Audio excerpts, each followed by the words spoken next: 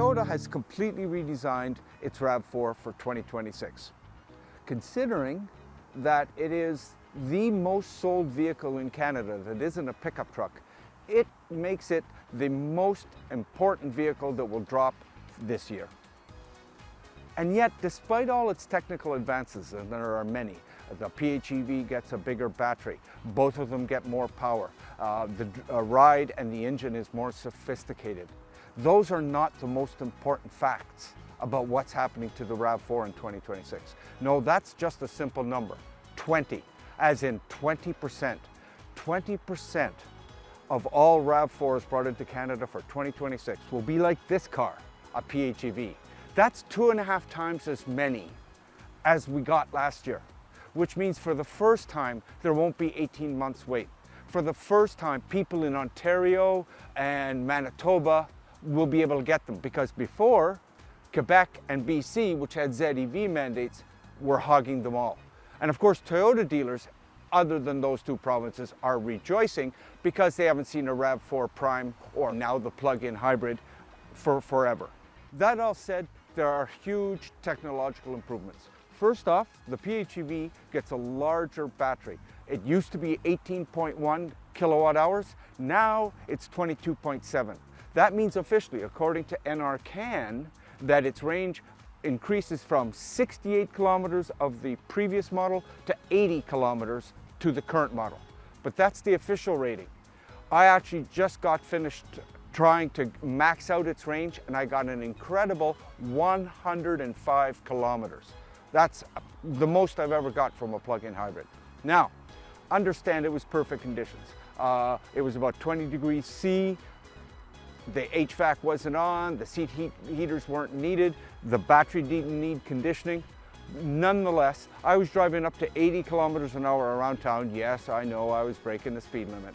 And I got 105 kilometers. And I averaged about 14.5 kilowatt hours per 100 kilometers, which is equal to the very best of electric vehicles that I've tested, and about 40 to 50% better than I've seen on any other plug-in hybrid. It's amazing. What makes it even more amazing is that the plug-in has gained 18 horsepower. Its total net horsepower, that's adding its electric motors and its gasoline engine, is 320 horsepower. It's a speedster.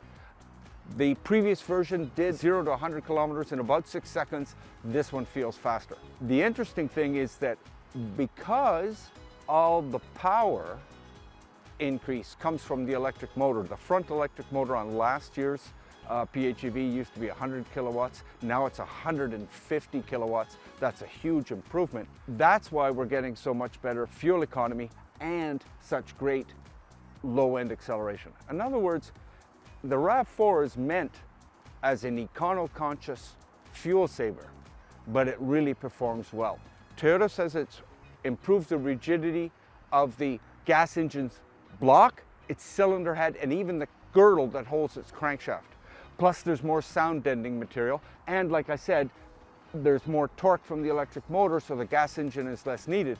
The total sum of all of that is what sounded like an engine that was designed by the Russians and built by the Chinese, or maybe designed by the Chinese and built by the Russians, take your pick, and was absolutely the most raucous of internal combustion engines before, is now quite civilized.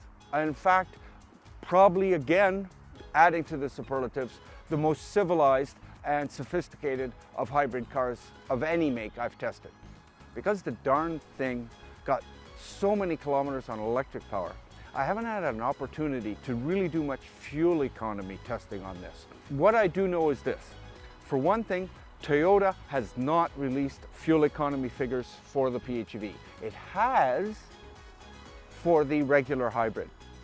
So I went and checked last year's model, and the PHEV matched the best of the hybrids in the previous generation, which would mean that this one should match the best of the two 2026s, which works out to about 5.4 liters per 100 kilometers.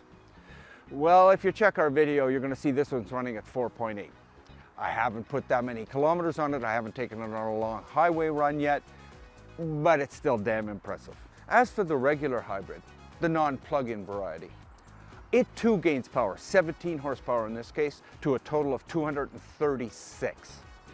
As I said, with the PHEV, it gains a larger electric motor. The gas engine is basically the same as the previous generation, and now it has a 70 kilowatt motor up front and a 40 kilowatt motor in back. It too feels decidedly more torquey, which, as I said with the PHEV, makes it feel much more sophisticated.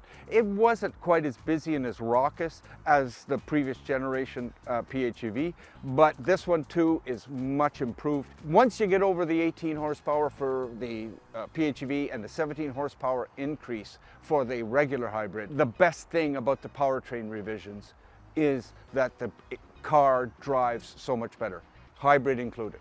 The hybrids are now rated at 5.4, as I mentioned before, for the best, and the worst, which is the Woodland model, which gets raised tires and more ground clearance, hurting its aerodynamics, gets 6 liters per 100 kilometers.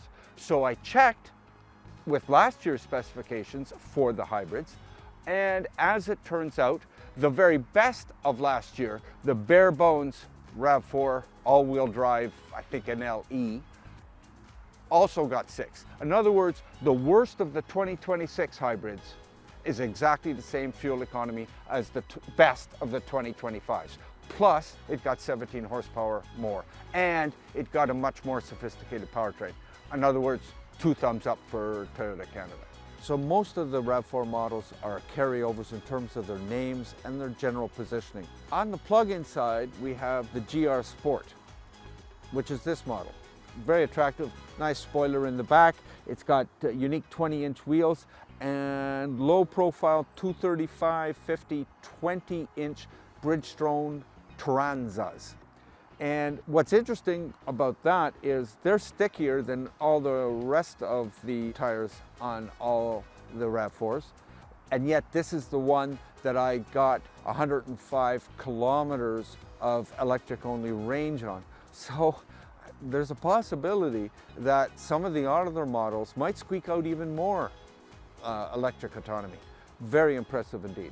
Other than the powertrain and all the improvements I've gone into for that, the next most visible and certainly perhaps the most improved aspect of the 2026 RAV4s, all of them, plug-in or regular hybrid, is the interior.